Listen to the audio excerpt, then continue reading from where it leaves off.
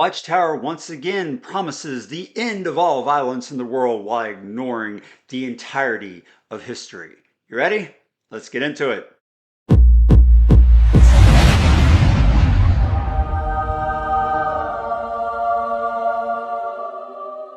So, I have the afternoon off today, and Beth is at work until the evening. We're going to go to dinner afterwards, and the kids are gone today.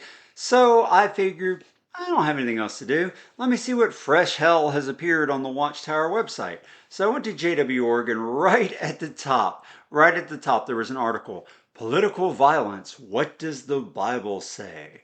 And true to form, the Watchtower attempts to make it sound like the world is in such worse condition than it's ever been in, and things are crazier and more violent and awful than ever. Here's how they do it. First of all, it starts with this. A wave of political violence is sweeping the world. See how they make it sound like this is unique? Oh, it's never been this bad. And the first bullet point statistic they quote is meant to set the tone, where it says the assassination of a record high 39 political candidates, along with other forms of political violence, has marred Mexico's 2023 to 2024 election season. So right off the bat, this is worse than ever. Record high number of political candidates being assassinated or otherwise attacked in Mexico. Now it's obvious to anyone who knows the Watchtower. The Watchtower is trying to capitalize on the attempted assassination of Donald Trump, which is why this particular article appeared shortly after that, right?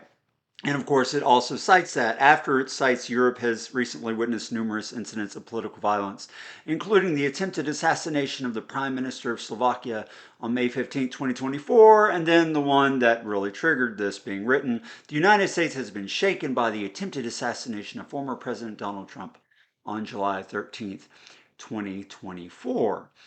Now, here's the thing about the Watchtower is they completely ignore history when they write stuff like this. They try to make it sound like things are worse than ever. So I went and looked up to see what kind of acts of political violence have happened in the early 1900s or throughout the 1900s of the United States. Here's a list.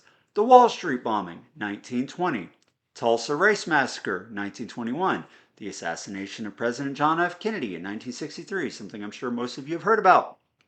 The civil rights movement violence of the 50s and 60s, the Kent State shootings of 1970, Oklahoma City bombing in 1995, September 11th attacks of 2001, Charlottesville attack of 2017, the Capitol riots of 2021, and the George Floyd protests of 2020. All of those things were incidents where political or politically motivated violence took place. Now, those things would actually further what Watchtower claims, because they claim that we're living in the last days, that this started off in 1914, and all of these things prove that we live in a world that's more violent than ever. Not true at all.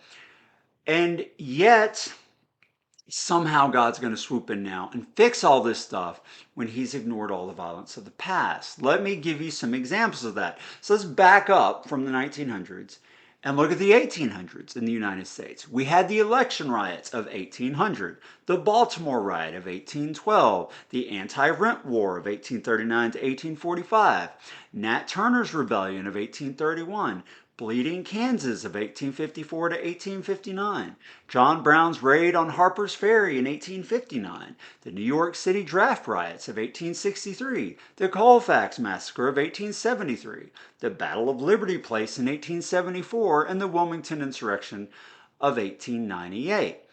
You kind of start to get the idea that this stuff has been going on for a lot longer than just in these last days. But let's back up even further. Let's look at England in the 1700s. You have the Jacobite risings of 1715 and 1745, the Gordon riots of 1780, the machine breaking riots of the late 1700s, the War of Jenkins' Ear in 1739 to 1748, Wilkes and Liberty riots 1768 to 1770, and the Spitalfield riots of 1769. Once again, politically motivated violence has been occurring throughout the history of humanity. If you don't believe me, let's back all the way up to ancient Rome. The conflict of the orders, 494 to 287. The assassination of Julius Caesar in 44 BCE. Sulla's prescriptions, 82 to 81 BCE. The Catiline conspiracy of 63 BCE. The social war of 91 to 88 BCE. The assassination of Gaius Gracchus, goodness gracious, of 121 BCE, and the year of the four emperors in 69 CE. So yes, as terrible, as awful, as sad as it is, as long as there have been humans in power, there have been politically motivated violence in various events around the world. This is not new, but Watchtower would have you believe that if only you would join their ranks and be one of their servants and do everything they say, that now, this time, God's going to step in, He's going to break all this up, He's going to save the world, and you will have the opportunity to live in paradise forever, continuing to be the servants of the governing body who are supposed to be in heaven or whatever. That is how Watchtower works. They take advantage of things that happen, events that occur, and they jump on them, talk about them, point to scriptures, often vague references that claim things will change, say that's happening soon in our day, and you can be a part of it if only you join our cult and do what we tell you to do. Now, they, of course, they don't tell you that last part, but that is, in fact, what you have to do once you join. You have to obey the governing body, whether it makes, how did he put it? Reasonable sense or whatever to do so. Yeah, you still have to obey whether or not it makes sense to do so. An interesting coincidence, I was talking to Beth about this yesterday. We're having a conversation, or maybe it was this morning, because we went to breakfast, so I think it was this morning. We're having a conversation about this. And she asked, where you lived when September 11th happened, did the witnesses in your congregation claim that the end was coming and this was some kind of a sign? I'm like, yeah, that's definitely how they treated it where I was at the time. And after I started the channel years ago, I posted a video about that. I don't remember which one, but I got a whole bunch of responses from other EXJWs who said the same thing, all over the place. This is a sign, the end is coming. But obviously that was 23 years ago, and the end is not here again. It's just the Watchtower doing what the Watchtower does. They take advantage of things that happen in the world that, albeit admittedly, are awful, and they make you think that that thing indicates that all these prophecies are being fulfilled and a better world's coming and Jesus is coming to save us and Jehovah's coming to save us and all this stuff is happening. If only, and there's the caveat, if only you join us, you can be saved too. So it's just a tactic. It's a marketing ploy that they use anytime anything bad happens. But if you look through history, it should easily dispel the belief that the time we live in is somehow special in this particular way. Politically motivated violence has happened throughout the history of mankind. And if you look at the statistics of things like murder rates, crime rates, proliferation of war and conflict, we actually live in a much safer time now than we did hundreds of years ago. A book that I've often mentioned on the channel is Steven Pinker's The Better Angels of Our Nature, How Violence Has Declined. Excellent read, lots of data, lots of numbers.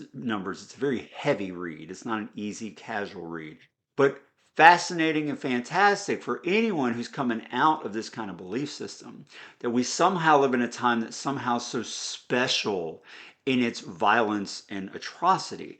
No, the world obviously has enormous need of change and improvement, but in many ways, and one of those ways being violence having been reduced, the world is actually better off today than it was in the past. My favorite stat that I remember from Better Angels book is that in the 1500s, an adult male had a 1 in 5 chance of being bludgeoned or stabbed to death. Yeah, the murder rate was 20%. Now compare that for men anyway. Compare that to today when the odds of you being murdered, whether in warfare or on the street in a crime of some sort, is less than 1%. It's 1/10 of 1%, I believe, when that book was written. So even if that has ticked up a little bit in our current times, even if it has, and that's very possible, it's cyclical, right? It's still nothing like it was back in the 1500s. And when you stop and think about these things rationally, that should tell you that the witnesses claim, the Watchtower's claim, that we live in a time of unique violence and horror and all this stuff. It's just not true. And keep in mind that that death rate, the 1/10 of 1%, includes the world wars, which were huge and awful. And in terms of scale, yeah, bigger than any other war in the history of the world. But there were also a lot more people in the world when those things happened. For instance, Genghis Khan was born in the late 1100s. In 1200, there was 450 million people estimated to be alive on Earth. Genghis Khan is estimated to have killed 40 million people. That is a lot of people. That's actually almost 9% of the world population in his day. Now compare that to World War II, where 75 million people were killed. Yes, more people than Genghis Khan killed, but at the time there were 2.3 billion people alive on planet Earth. So World War II took about 3% of the estimated total number of people who were alive, right? 3% of those people died. So Genghis Khan killed 3 times more people in terms of the percentage of the population of the world than World War II took. So you have to consider that too. So fear not. If the end is coming, it's not because of any prophecy. It's coming because people have not learned from their mistakes and they continue to perpetuate the cycle of violence that is unfortunately in our human nature. But I'm cautiously optimistic because if you look through history, actual history, not Watchtower's skewed version of it, you see a slow slog of progress in humanity. It's 2 steps forward, 1 step back for sure. 2 steps forward, 1 step back, but things have gotten better. Pick a century you would rather live in. Go look up the history and see, is there any other century you would rather live in than the one we live in now? Leave your comments below. I want to know, hey, maybe I'm missing out. Maybe there was some time in history when humanity was so much better than it is now. But from all my study of history and humanity, it seems quite clear we are on a slow path of getting better. You can argue maybe we're at the 1 step back spot right now, and I'm definitely willing to entertain arguments about that. But those next 2 steps forward, they're coming. At least I think so. But what do you think? I'd love to know. Be sure to leave a comment below and let me know what you're thinking. Don't forget to like this video, to subscribe to my channel, and please, by all means, give this shirt. See you next time.